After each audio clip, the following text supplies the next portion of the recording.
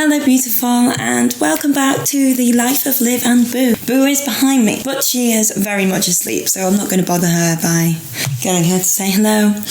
But thank you for joining me again. Today's video is, of course, the first proper video on the channel, so thank you very much for joining us. It's going to be a 10-point basic guide to foraging for beginners. This is something that you should do to prepare for foraging before you think about stepping out of the house for the first time and finding wild food. Foraging for wild food is, of course, a fantastic activity for mental health and well-being in that respect, and it also means you can bring home some free yummy food if you know what you're doing and how to prepare beforehand. So please note that you should be as careful as anything before you go out. So this guide should kind of help you get to that point where you're going to go out and look for some wild food.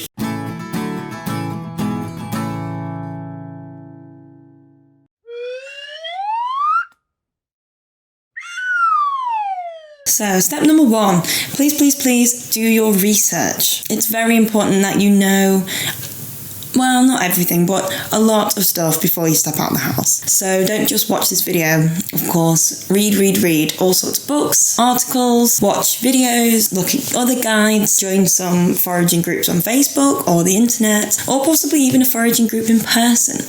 I cannot stress enough how knowledge can, when foraging, even save your life, because it can become a dangerous activity if you don't know what it is that you're going to try and eat. So please know your stuff. You probably also want to research something specific, so what you're going to look for when you go out there. My first try at foraging, I took a book out with me and kind of tried to learn as I went along and just got completely baffled, so I wouldn't recommend that approach. You probably want to pick a specific thing. For instance, if you're going to look for mushrooms, think of a particular mushroom you're going to look for. Is it the right season for that mushroom, and are you going to the right location? These things are very important to know before you step out the house so you don't get baffled and lost and confused.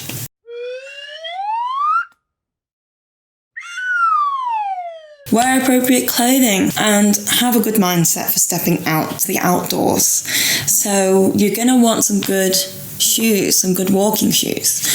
Depending on the weather, you probably want thick socks, a coat, waterproof trousers even, if you're going to be getting down to plant level. Hats, scarves, fingerless gloves if it's winter.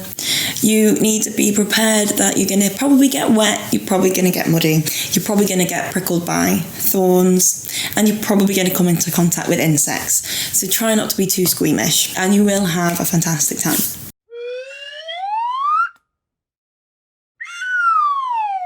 Point number 3, have the right equipment. So I would count good sturdy shoes with a good grip as equipment. I would also recommend bringing some bags out with you.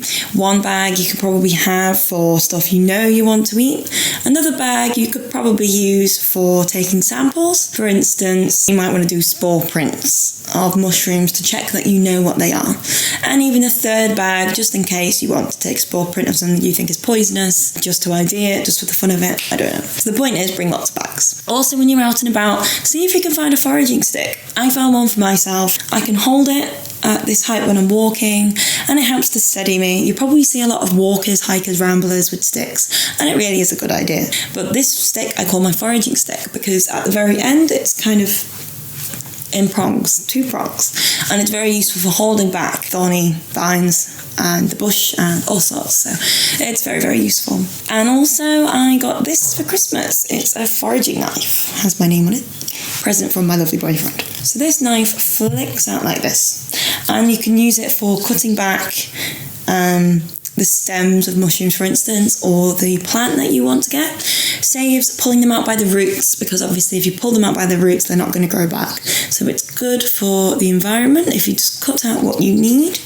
And also I've got my scarf caught on thorny vines, and I've used this to cut my way out. So I would recommend having one of these or something similar. The fact that it folds back in is good for safety, so definitely something to consider.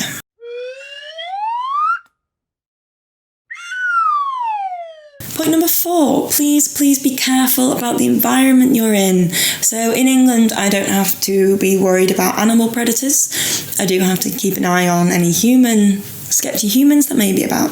But depending on the country you're in, there may be wildlife that you have to be prepared for. Also, if you've got good tread on your shoes, that will help keep you sturdy. And just be careful that you're not going to be getting lost, falling down somewhere dangerous, or for instance, you might have been looking all day for that nice shiny winter chanterelle and then spot one down a steep slope. It's not worth going down there to get it, honestly. Prioritise your health and safety first, and then you'll always have a good time when you're out and about. Also, it's very true that thorny vines easily get wrapped around your feet. They seem to come out of nowhere, so definitely keep an eye on the ground and make sure that you aren't going to trip over and hurt yourself. Point number 5, it might be a good idea not to go alone.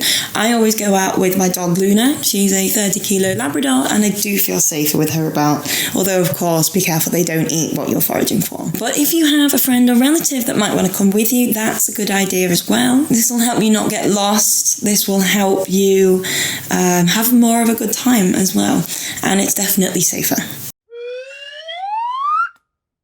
Point number 6, please don't over-forage. There are plenty of wildlife, animals and other foragers that want to also take advantage of the wild bounty. If you do see something, don't take all of it and leave the one towards the top if they're berries, for instance, for the birds. They don't want to come down to the ground because of predators. So leave enough for birds, for deer, for any other wildlife, and probably other human foragers that are going to be around. Don't pick everything, and also things will grow back, so definitely be aware of that. Try not to crush other plants, and definitely be wary of the habitat that you're in. So when you're out and about in the wild, this is not your habitat.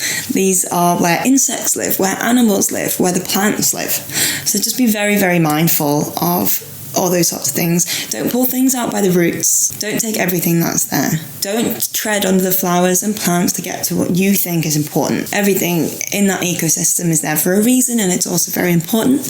It might be very tempting to step on these thorny vines to get to where you want, or to cut back bits of the bush to get something out of your reach. But please be aware that this is not your habitat, it's their habitat, and you have to be very respectful, very mindful of that when you're out there. Please, please don't ruin the environment that you're in, even though it could be tempting to get those thorns out of the way. Just be mindful that, this isn't your environment.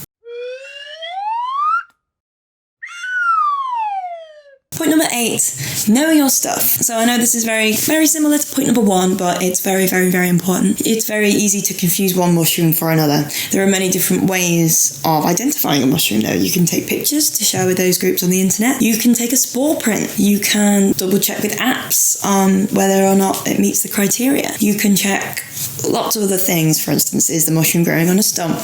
Is it in the right place? All those sorts of things. Make sure that you are 100% certain that the thing that you're picking to eat is what you think it is, and just be so confident.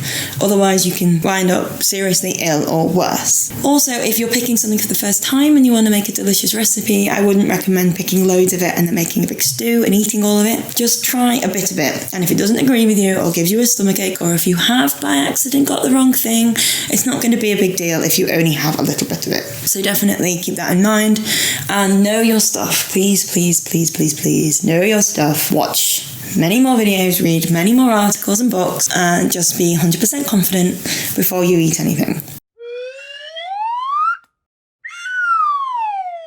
Point number 9, please keep your eyes peeled as well. It's very easy to miss things. For instance, trying to look for black trumpets on the ground amidst all the brown and black dying leaves. Very difficult. I haven't found any yet. Even velvet shanks, which in winter are orange, they will be the subject of my next video. So I took some pictures here from when I foraged for them. So in this picture here, can you spot the velvet shank? I spotted them, and because I knew I was going to do this, I took a picture. So can you spot them? So this picture, I'm in the same place, but I'm zoomed in. You can hopefully start to see the orange, and then there should be another picture now where you could clearly see them. So this is just to illustrate that things are very, very easily missed, and you have to keep your eyes peeled or you're going to miss so much yummy food while you're out there. So it's very, very important that you know what you're looking for as well, tying all this back in, because if you don't know exactly what you're looking for, you are going to miss it when you're out and about, because there's a lot out there. It's harder than you think.